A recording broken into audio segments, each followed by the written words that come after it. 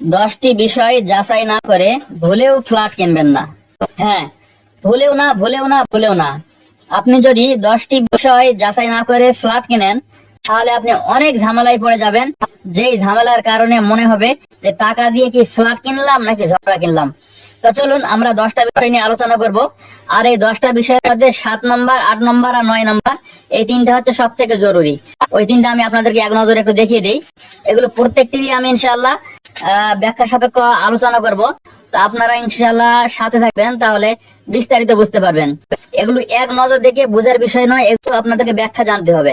তো চলুন ব্যাখ্যাতে যাওয়ার আগে, বিস্তারিত বলার আগে আপনাদের কাছে একটু অনুরোধ, ভিডিওটি আপনারা কি করবেন, শেয়ার করে রাখবেন এবং একটা লাইক দিবেন আর একটা কমেন্ট দিবেন, ঠিক আছে? তো চলুন আমরা আলোচনা শুরু করে দেই।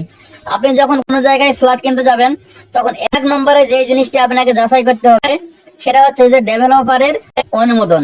অনুমোদন মানে কি, যে ডেভেলপার সেখানে বিল্ডিং করতেছে তার বিল্ডিং করার, যদি ঢাকা শহরে হয় তাহলে রাজউকের অনুমোদন আছে কিনা। যদি ঢাকা শহর ছাড়া রাজশাহী, চিটাগাং বা অন্য কোনো সিটিতে হয় তাহলে সিটি কর্পোরেশনের অনুমতি আছে কিনা। তারও বাইরে যদি হয় তাহলে পৌরসভার অনুমতি আছে কিনা। এই অনুমতিগুলো থাকা লাগবে। আর যদি গ্রাম এলাকা হয় তাহলে এই অনুমতি ছাড়াও আপনি নিতে পারেন। তাহলে আপনার এক নম্বর কাজ কি, ডেভেলপারের অনুমতি।